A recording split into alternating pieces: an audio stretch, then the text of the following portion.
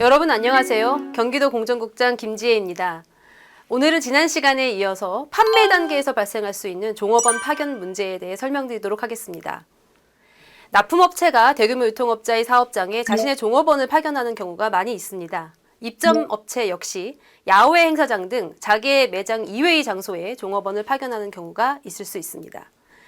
이러한 종업원 파견에 관해서 대규모 유통업법에서는 원칙과 예외를 정하고 있습니다. 오늘은 편의상 납품업체와 입점업체 모두를 대표해 납품업체 등이라는 표현을 쓰겠습니다. 먼저 설명에 앞서 이해를 돕기 위해 사례부터 보시겠습니다. 과장님, 이번 달 15일부터 저희 매장에서 근무할 종업원 파견하시는 거죠? 네? 저희는 종업원 파견을 요청드리지 않았는데요. 제품 판매량이랑 재고 관리 때문에라도 한 명은 여기서 근무하는 게 좋을 거예요. 다른 브랜드들도 다 그렇게 해요. 일단 내부적으로 검토해 보겠습니다. 네, 대규모 유통업자가 납품업체에게 종업원 파견을 요구한 경우입니다. 무엇이 문제일까요? 대규모 유통업법 제12조에 따르면 원칙적으로 대규모 유통업자는 납품업자로부터 종업원이나 그 고용된 인력을 파견받아 자기의 사업장에서 근무하게 해서는 안 된다고 명시되어 있습니다. 즉, 대규모 유통업자는 납품업자의 종업원 사용이 원칙적으로 금지되는데요. 다만 예외 사유가 있습니다. 첫째, 대규모 유통업자가 파견된 종업원 등의 인건비, 식비, 교통비 등을 비롯한 제반 비용을 부담하는 경우입니다. 둘째, 납품업자 등이 대규모 유통업자에게 자발적으로 자신이 고용한 종업원의 파견을 요청하는 경우로 이때는 종업원의 파견에 따른 예상 이익과 비용의 내용 및 산출 근거를 객관적 구체적으로 작성하여 명시된 서면에 따라 요청해야 합니다. 즉, 납품업자가 자사 상품의 매출 증대를 위하여 객관적인 자료를 가지고 자발적으로 대규모 유통업자에게 종업원 파견을 요청하는 경우입니다. 세 번째는 특수한 판매 기법 또는 능력을 지닌 숙련된 종업원을 파견받는 경우입니다. 예를 들면 특정 전자제품의 기능, 와인이나 화장품 등 특별히 상품 판매와 관련한 숙련된 사원이 필요한 경우입니다. 이때 특수한 판매 기법 또는 능력이라 함은 개별적 구체적인 상황에 따라 달라질 수 있겠지만 해당 기법 또는 능력은 소정의 교육과정 이수만으로 갖추기 어려울 정도의 전문 지식을 기준으로 판단합니다. 또 이 숙련의 기준은 해당 특수 판매 기법 또는 능력 분야에 1년 이상 종사한 경험이 있는 것을 말합니다. 정리하자면 납품업자의 종업원 파견은 원칙적으로 금지되고 위에서 설명한 특수한 상황에서만 가능합니다. 그리고 종업원 파견에 관하여 준수해야 할 절차도 있습니다. 대규모 유통업자가 종업원 파견을 요청하거나 납품업자가 종업원 파견을 요청하는 경우 모두 사전에 이 파견 조건을 서면으로 약정해야 합니다. 그리고 이러한 파견 약정서에 각각 서명 또는 기명 날인해야 합니다. 대규모 유통업법 시행령 제10조는 이 파견 약정서에 기재되어야 할 사항을 다음과 같이 정하고 있습니다. 종업원의 수, 종업원의 근무 기간 및 근무 시간, 종업원이 종사할 업무 내용, 종업원의 인건비 분담 여부 및 조건, 이 네 가지입니다.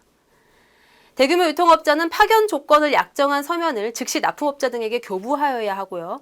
동서면을 약정이 끝난 날로부터 5년간 보존해야 합니다. 그러므로 대규모 유통업자가 종업원 등을 파견받은 이후에 서면으로 약정하는 행위, 위 네 가지 사항 중 일부 또는 전부에 대해서 약정을 하지 않거나 불명확하게 약정을 하는 행위, 또 서면 약정에 기명 날인하지 않거나 이를 납품업자 등에게 교부하지 않은 행위 등은 모두 법 위반에 해당될 수 있습니다. 자, 그럼 이번에는 종업원을 파견한 이후에 어떤 문제가 발생할 수 있는지 한번 살펴보겠습니다. 사례부터 보시겠습니다. 박주임, 고생이 많네. 파견 일은 할만해? 네, 과장님. 그게 실은... 왜? 힘든 거 있어?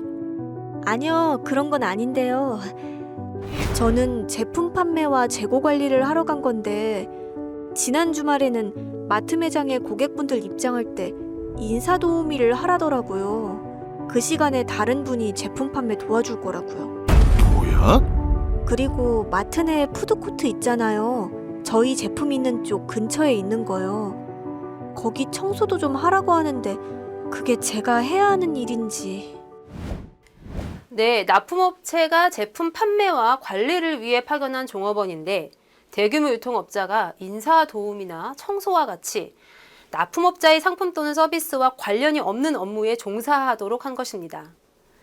대규모 유통업법 제12조 제1항 단서에 따르면 대규모 유통업자는 납품업자로부터 파견받은 종업원을 대규모 유통업자 자신의 업무 등 여타 업무에 활용해서는 안 됩니다.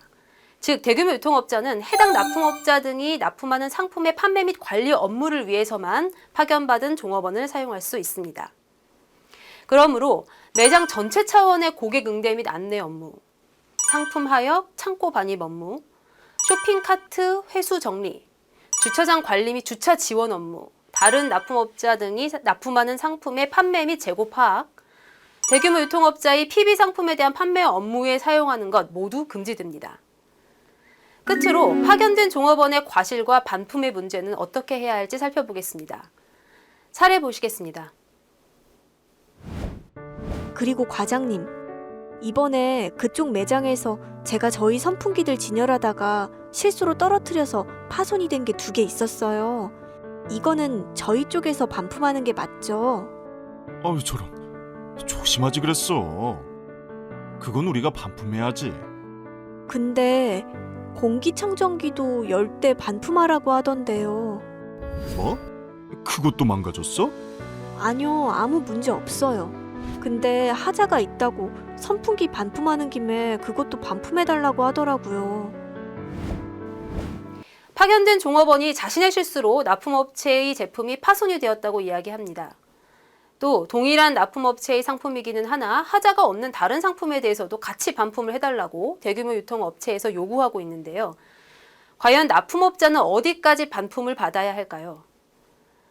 이 경우 2021년 6월 10일부터 시행된 대규모 유통업자의 반품 행위에 대한 위법성 심사 지침에 따르면 납품업자로부터 고용되어 파견된 종업원이 대형마트 매장에서 상품 진열 시 과실로 파손한 상품의 반품은 납품업자의 책임 있는 사유로 인한 하자로 보아 반품이 허용됩니다.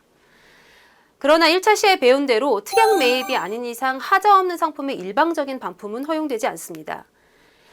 자, 그럼 이번 시간을 마무리하면서 퀴즈를 풀어보겠습니다. 다음 중 대규모 유통업자가 납품업자로부터 종업원을 파견받으면서 지켜야 할 사항이 아닌 것은 무엇일까요?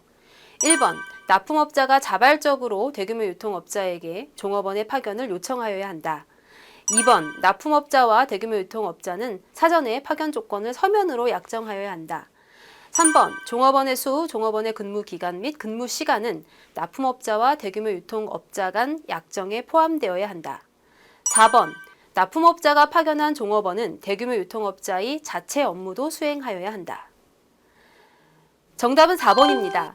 대규모 유통업자는 납품업체로부터 파견받은 종업원을 자신의 업무나 여타 업무에 활용해서는 안 됩니다. 종업원을 파견하는 것은 납품업체가 자발적으로 요청하거나 대규모 유통업체가 파견 재반 비용을 부담하거나 특수한 판매 기법 또는 능력을 겸비한 숙련된 종업원인 경우에 한합니다. 만약 대규모 유통업체에 납품업체 종업원 파견이 필요하다면 납품업체와 대규모 유통업자는 법률에서 정한 기재사항을 적시한 파견 약정서를 사전에 작성, 교부해야 한다는 사실을 여러분도 꼭 기억하시기 바랍니다.